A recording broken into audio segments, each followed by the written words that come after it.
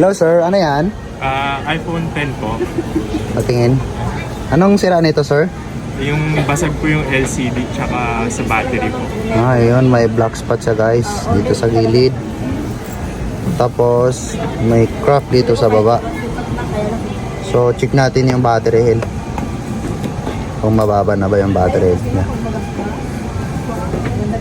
Service na po. So, ito, ibabalik natin sa 100% battery health. So, kami po bala dito sir. Saan po kayo galing sir? Marikina po. Taga Marikina si sir.